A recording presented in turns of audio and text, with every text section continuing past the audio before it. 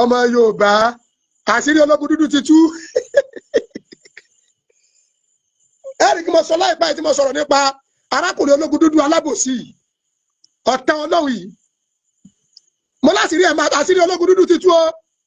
Wà ẹlẹ́kùn sàlá àwọn apáyẹmí àbúrásà. Ẹ máa bá mi sí àprógámù ẹjọ́ torí tọ́lọ́run. Ìṣẹ́jú tí mo ní òótọ́ nǹkan. Àṣírí ológun dúdú ti tú. Àṣírí ológun dúdú ti tú. Mo sọ fún yín náà lọ́wọ́ ọ̀rọ̀lẹ́. Mo ní bárakùnrin wèrè òpònú ìṣe máa ń jáde tí ọmọ yàkàyàkà àwọn lọ́balọ́ba rè. Àṣírí ẹ̀ ti tú lórí ọ̀rọ̀ Àgbàlá Gabriel. Ológun dúdú àṣírí ẹ̀ ti tú. Inna lillahi wa inna ilayhi raji'un.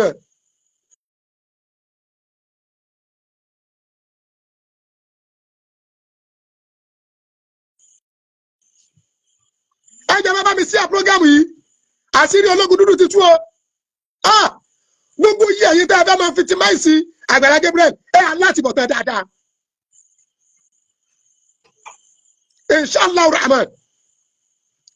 Aláti tẹ́ ẹ bá pé igba lọ́nà igba Olódùmarè alágbára ọmọ fi ń sẹ̀sìn ni. Ológun dúdú ti táṣírí ara rẹ̀. Alhamdulilayi. Ìyálájẹ́ ìnira ò ní jẹ́ tiẹ̀ láíláí. Lórí ọmọ, lórí ayé ẹ, lórí iṣẹ́ ò ní kan tí ọ̀dà. Ìyálájẹ́ ààbò Ọlọ́run máa bá ń dájú lórí yín. Àṣírí ológun dúdú ti tú. Ẹ máa bá mi láìkì, ẹ máa ṣíà.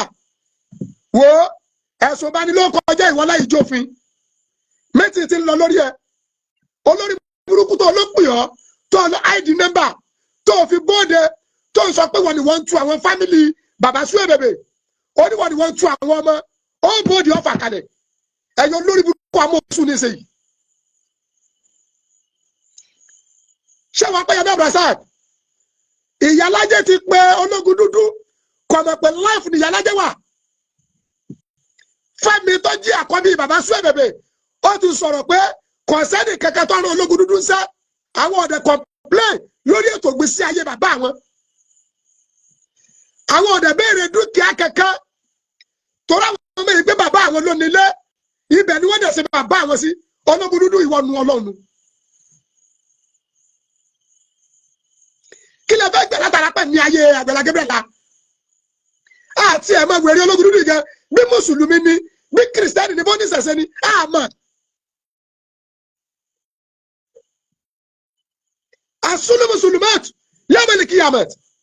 Gbogbo orin ẹ̀dá tó bá jí alábòsí inú òkùnkùn ni wọ́n máa lò látàyé dọ́run. Ológun dúdú àfìgbà tó kọ ọ̀rẹ́ rù ọ́. Ológun dúdú ọlọ́pọlọ dúdú onírìn ẹsẹ̀ dúdú oníwà dúdú ọlọ́rọ̀ dúdú ẹni tí ìjẹ́ dúdú aṣọ dúdú ló ń wọ̀ fìlà dúdú ló ń dé bàtà dúdú ló ń wọ̀. Ìyálájẹ́ ti pe ológun dúdú lálẹ́ yìí kò mọ̀ pé lẹ́ẹ̀fì ìyálájẹ́ wà. Ìyálájẹ́ bí ológun dúdú lóore alábòsí ọmọ ní láti bọ̀tán dáadáa o. Wọ́n bí ológun dúdú lóore pé ta ló gbéṣẹ́ fún. Ológun dúdú sọ fún ìyálájẹ́ pé ẹnìkan ló pè wọn àmọ́tọ̀ ID number. Ẹ máa wọ láìfù tí òpònú àgbàlagbà iṣẹ́ o tí ń pòun lòun pẹ́ ti àwọn ọmọ bàbá Suebebe. Àṣírí ológun dúdú ti tú o. Ológun lòun pẹ́ ti àwọn ọmọ bàbá Suebebe. Fẹ́mi tó jí àkọ́bí bàbá Suebebe. Ó láwọn ọmọ sí kankan. Ó dẹ̀ kọ̀nẹ́ẹ̀tì gbogbo àwọn àyókù ẹ̀ tí ẹjọ́ jí ọmọ Suebebe. Wọ́n láwọn ọmọ ẹni tí ìjọ ológun dúdú lè bèrè lẹ́pà wọn ránṣẹ́. Ẹ wẹ̀ dá.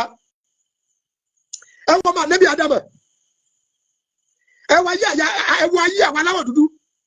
Ẹ wọ ayé Nàìjíríà. Ẹ wọ ètò ìgbésí ayé ilẹ̀ Yorùbá. Àgbàlá ológun dúdú yìí yẹ ibi di ọ arrest. A máa gbé ẹ. Ẹni tó ológun yọ tó fi ẹni náà máa pè ẹ. Wà á present ẹ jáde. Ẹni tó sọ fún ọ pé Àgbàlá Gabriel gba 21 million. Wà á present ẹ jáde.